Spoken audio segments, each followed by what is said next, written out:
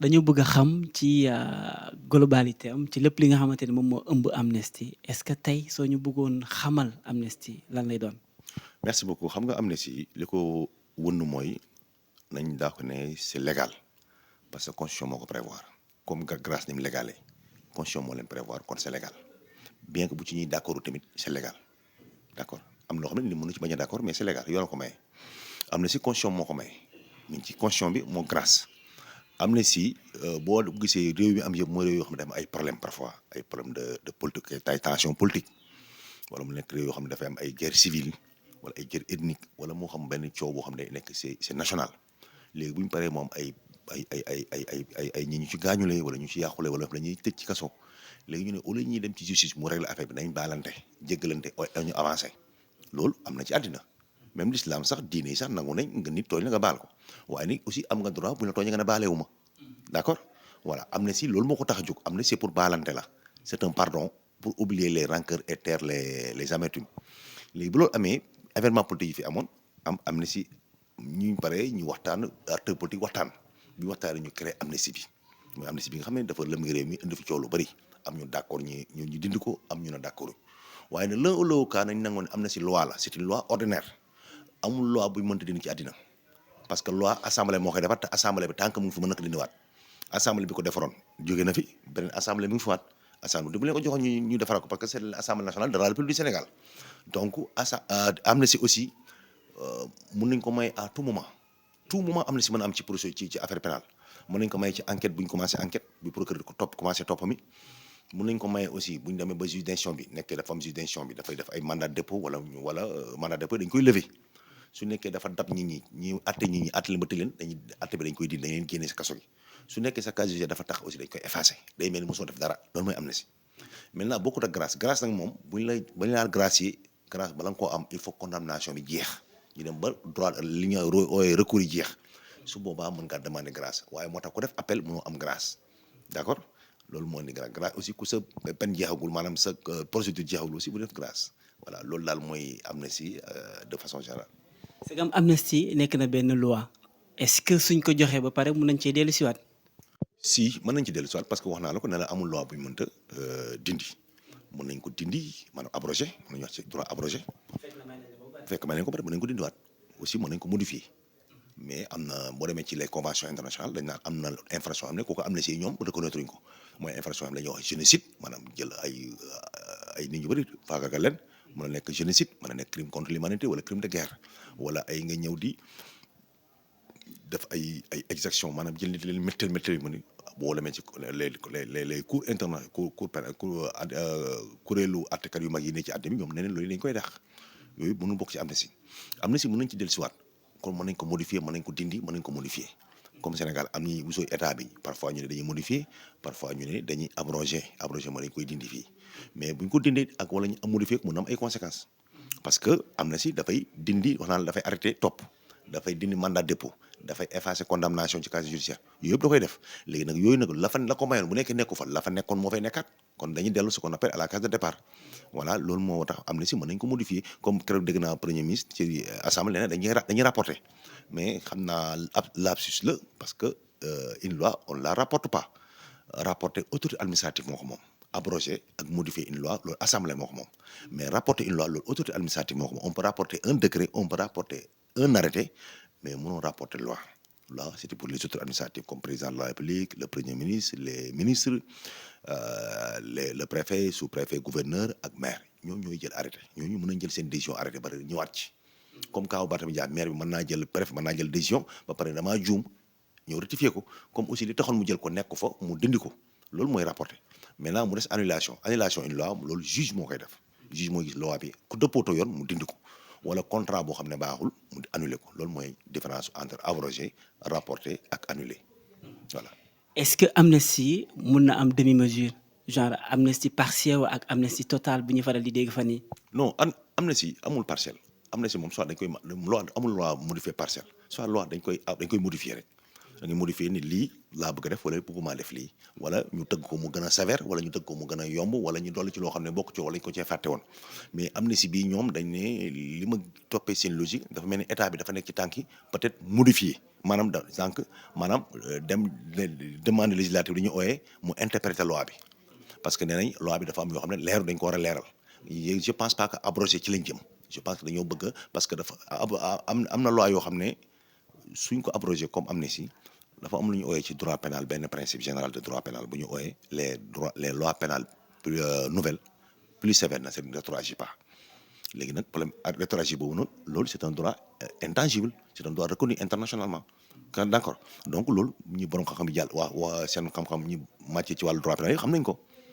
d'accord mais parce que Sénégal am na ñetti loi am na ñetti cas de figure yoo xam ne loi buñ ko modifier day rétroagir mu nekk des lois de sûreté wala des lois interprétatives wala lu ñu ooyee les lois déclarées rétroagir par le législateur ñetti cas yooyu daal ci la loi di rétroagir mais à part ces trois cas là loi boo ko modifié mënoon bañ a agir maintenant nag fii nag xam naa ñoom loi de sûreté bi leen intéressé parce que boobu intéressé wul amnistie bi leen di intéressé mooy les lois interprétatives lañ bëgg a def dem ci législature parce que buñ demee ci abroga les lois déclarées rétroagir kon loi bi dafay rétroagir te bu rétroagiré ñi ñu jàppoon ci kaso gi ñooñu ñëpp dañuy delluwaat ci dañuy commencé waat poursuivre on est d'accord moo tax je pense que ñoom dañuy bëgg a dem ci sensu la demande législative mu interpréter loi yi interpréter lan mooy infraction délictuelle ak lan mooy infraction criminelle mu wax ko mu calqué wax lii mooy infraction délictuelle ak lii mooy infraction criminelle je pense que loolu ñu bëgg demande législative bi mais pas abrogation totale ñoom je pense que dañoo bëgg dem ci sensu demander ce qu'on appelle l'interprétation par le législateur des dispositions qui sont dans la loi d'amnistie. abrogation totale si jamais su fekkante ne amoon na ñoom ñëpp a nar a dellu est-ce que amul ñi nga xamante ne peut-être mën nañ cee rëcc. non ndax seen ndombal tànk. bon seen ndombal tànk parce que ministre mënoo ko topp fekk premier ministre fekk ministre de la président de la République joxul autorisation ministre dañoo am ce qu'on appelle immunité gouvernementale comme les députés amee immunité am na yoo wax député yoo xam ne boo leen doon topp ci wàllu infraction fekk assemblée li yëkkatul seen mbalaanu kiiraay mënu leen topp sauf en cas de flagrant délit jaru ko mais les ministres aussi am na ñoom danañu mbalaanu kiiraay maanaam ministre boo ko bëggee topp tey il faut président de la République jox la autorisation nga topp soo joxul autorisation doo ko topp donc ministre boo xam ne bokk nga ci ñu bu dinoon tey amnistie bi totalement soo amee ministre yoo xam dañu cee topp bu leen boon topp fii président teggul sa noomu tànk wala yow nga démissionné munoo kenn mun laa topp déedéet. ñu laal beneen fànn ba tey ci li nga xamante ne moom moo di boobule amnistie tey sénégalais ci boppam ñu ngi wax naan dañoo war a indemniser ñi nga xamante ne xëy na ñoom ñoo nekkoon ay détenus après électoral est-ce que fu mu toll nii ki nga xamante ne bénéficié goo amnistie war nañ laa mun a au moins dédommager. non indemnisation boobu ñu yëkkati woon na aussi coow mais dama yaakaar ne état bi day dox ci formaliste day dox ci procédure parce que boo demee ba jël arrêté rek mooy yaa ngi engagé état boo jëlee arrêté dafa am ñooy jox xaalis yaa ngi engagé état man en tant que kii koo xam ne dafay saytu ak doomu aadama man bañu ma ko indemniser nit boo ko tooñee da nga koy ndàmpaay. parce que boo xoolee sax ci loi d'amnistie sax da koy fàttali daf naan l'amnistie ne saurait préjudicer aux droits des tiers maanaam même bu affaire pénale bi jeexee kenn mënut laa topp mais ndàmpaay bi duñ ko amnistier ndàmpaay kenn du ko amnistier parce que nit ki moo ko moom nit ki boo ko tooñee da nga koy ndàmp moo tax ndàmp gi bokkul ci amnistie ndàmp du ci bokk mu ñu ooyee réparation yi bon réparation yi nag ay sénégalais ñoo nekkoon ci théâtre d'opération bi il y avait des civils comme il y avait des autorités civiles comme il y avait des militaires il y avait des forces de l'ordre donc mënuma comprendre nga jël benn groupe bëgg leen jox ba pare bàyyi beneen groupe am na ñoo xam ne seen alal moo yàqu ñii seen yaram lañ yàqule ñii ñu privé leen liberté ñii ñu torturer leen donc ñoom ñëpp a bokk nekk sa métti kii alalam la yàqule loolu dafa métti kii ci yaramam lañ ko gaañ li dafa métti kii psychologiquement lañ ko torturer loolu tamit dafa métti donc bu ñu indemniser donc ñëpp ay sénégalais nañ mettre sur la même longueur d'onde ba pare créer une commission boo xam ne c'est une commission très ouverte bu transparente kuñ tooñ ñoo xam ne dañ laa tooñ lu ñu war a jox ñu jox la ko parce que lii dëgg mooy nit ki bu ñu ko tooñee dañu ko war a ndàmp waaye nag tamit dama am beneen côté bon su nekkee dañuy président keroog dégg naa ci toujours mu ne bala ngaa xam baale da ngay xam ki la tooñ kon c'est-à-dire ñoom am na dañoo bëgg demat ci yoon pour yoon atte voilà kon waruñoo amnistie kon nañ xaar ba yoon def liggéeyam ba yoon wax kan moom mérité ndàmpaay ak ko mérité wul soit dañuy dem ci yoon atte jox ñëpp ku nekk li nga mérité wa ilaa ñu bàyyi ko dem ci amnistie bi ñu dem créer commission boobu c'est une commission très responsable ministre de la justice jiite ko ak agent judiciaire de l'État képp koo xam ne war nga cee wax parce que am na li may gis ndàmpaay commission commission d'indemnisation yi may gis yëpp ñetti lii mooy seen liggéey dañuy identifier les personnes qui sont les personnes yoo xam victimes yi ba pare évaluer les préjudices ku nekk sa préjudice lan nga yàqule wala lan nga gaañule wala lan nga méttile suñ paree aussi commencer indemniser mais est-ce que cette enquête préalable là a été faite c'est ça. mais man bu ñuy indemniser un camp wala ñu ne waa Pastef rek ñoo méttile am na ñoo xam ne politique uñ bokkuñ Pastef dañ ci gaañule ay Sénégal lañ dañ ci war a mën a bokk parce que alal bi leen jox alal réew mi la ñëpp ci bokk voilà. ñu daal di dem beneen fànn aussi daal di laal li nga xamante ne moom moo dal Barthélemy Diaz gis ngeen ko ci li nga xamante ne tere nañ ko assemblée mujjee koo tere fi nga xamante ne moom moo di mairie am lan la ci yoon wax est-ce que ci li ñu sukkandiku ba tere ko loolu yëpp lu firnde la. bon ci départ bi mun naa wax ne décret maire bi préfet décision bi c'est une décision très légale wax naa ko ci waxati ko c'est légal.